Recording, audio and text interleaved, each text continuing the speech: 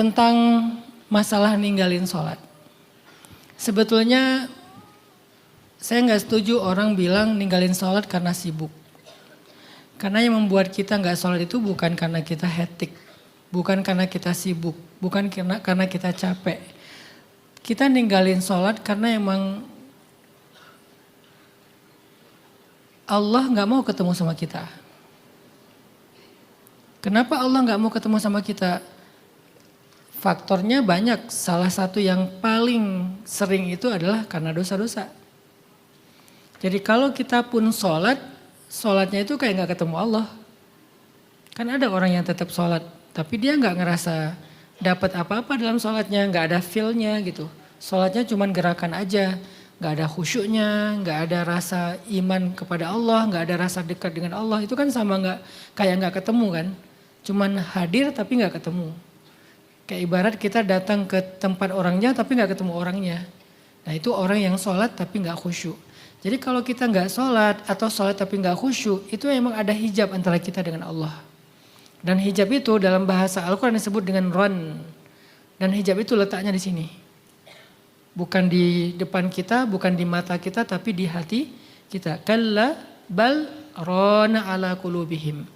Sungguh di hati mereka ada penutup, ada hijab. Dan hijab itu adalah dosa-dosa. Jadi Mbak Sumi, saya, kita semuanya pernah ada di titik itu ya. Ketika kita nggak sholat atau kita sholat tapi nggak khusyuk, coba jangan evaluasi kegiatan kita dulu. Apalagi kegiatan Mbak Sumi itu Masya Allah bagus semua. Kuliah, kerja, dan itu semuanya baik kan. Kalau diniatkannya untuk mencari ilmu, diniatkannya untuk mencari rezeki yang halal, itu malah jadi ibadah buat Mbak Sumi. Itu sendiri adalah sebuah kebaikan amal solih. Jadi gak mungkin amal solih menghalangi kita dari amal solih. Gak mungkin satu kebaikan menghalangi kita dari kebaikan yang lain. Faktornya bukan itu kata saya. Mungkin ada kelalaian-kelalaian yang kita gak sengaja yang membuat hati kita sedikit demi sedikit tertutup. Lama-kelamaan rasanya ibadah mulai gak nyaman. Setelah gak nyaman mulai diremehkan. Setelah diremehkan benar-benar ditinggalkan. Sampai gak ada keinginan sama sekali. Dan itu tuh bertahap teman-teman. Jadi setiap kali kita udah mulai merasa ibadah kita gak nyaman. Sholat kita udah buru-buru. Atau sholat yang pendek sekalipun cuma 2 rakaat tapi gak khusyuk. Berarti kita harus banyak-banyak istighfar. Min awwalil khair antatruka syarr kata para ulama. Awal dari semua kebaikan itu adalah tinggalkan dosa. Jadi Mbak Sumi, teman-teman sekalian, ini juga muhasabah buat diri saya sendiri. Kita kayaknya emang gak cukup istighfar sehari 100 kali kayak Nabi. Nabi itu istighfar 100 kali gak punya dosa.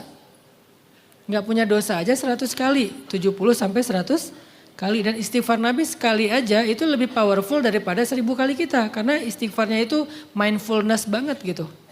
Kalau kita kan istighfarnya istighfar lisan doang kan, nggak mindfulness kan, astagfirullah. Tapi di pikiran dan hati kita nggak terlibat kan.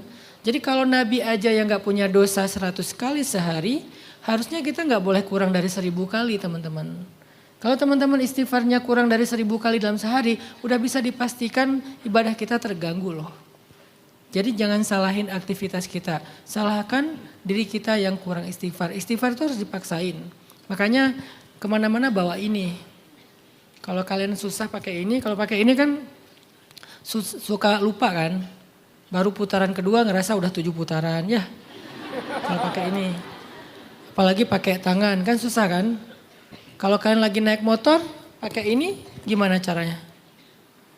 Kan jadi gini, susah ngerem mendadak hilang lagi. Tangan juga gitu, jadi memang lebih enak pakai kayak gini. Ini hanya alat dan ini gak bid'ah. Sama kayak orang azan pakai ini, bid'ah enggak? Enggak, karena ini hanya alat pengeras suara. Ini alat untuk menghitung. Dulu para sahabat berhitung dengan zikir mereka pakai batu-batu yang disusun. Kalau sekarang kita udah lebih mudah, tidak perlu pakai batu yang disusun. Tinggal pakai butiran tasbih yang disusun. Atau justru tasbih digital yang gak perlu disusun, tinggal dipencet. Bawa kemana-mana, jadi kayak aksesoris daily life-nya kita, udah lifestyle-nya kita. Sambil nyetir, sambil di nganggur, sambil ngapain, nyicil aja dikit-dikit. Mungkin cuma dapat 10 gak apa-apa. Nanti dapat 10 lagi, pas lagi kosong bisa dapat 100. Kalau bisa dawamkan sehari gak boleh kurang dari 1000 kali istighfar. Untuk apa? Untuk membuka ron. Untuk membuka penutup yang ada di hati kita, hijab yang ada di hati kita. Karena cuman itu yang menghalangi kita dari Allah. Kenapa? Karena sholat itu gak berat. Berat gak sholat aslinya? Gak berat, ringan banget loh ibadah sholat itu. Ketimbang dengan aktivitas kita yang lain yang begitu hektik itu, sholat gak ada apa-apanya kan? Jadi kita bisa kuliah 2 jam jarak tempuhnya, kita bisa kerja bahkan malam-malam, kita bisa melakukan olahraga sampai berkeringat, sampai capek banget, tapi kita gak mampu sholat, itu kan aneh. Sementara sholat itu gak sampai 2 jam, cuma 5-10 menit.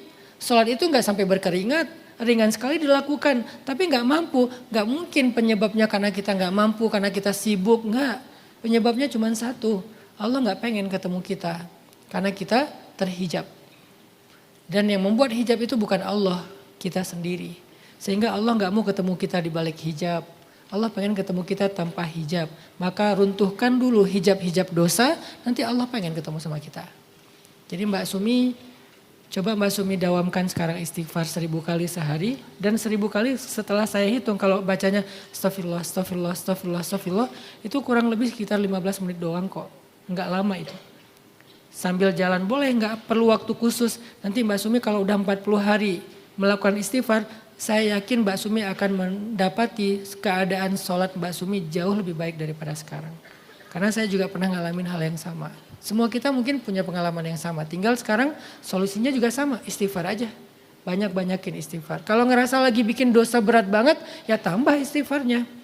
Taubat dengan taubatan nasuha. Nanti hadiahnya, hadiah pertama yang paling mulia yang Allah berikan kepada hambanya adalah dia bisa bertemu Allah di dalam sholat. Itu hadiah terindah. Sebelum dikasih materi, sebelum dikasih kebahagiaan hidup, itu mah bonus-bonus aja. Hadiah utama bukan itu. Hadiah utama adalah iman, hidayah, sholat, itu hadiah utama. Materi, kebahagiaan hidup, keluarga, segala macam, itu hadiah bonus. Allahu a'lam.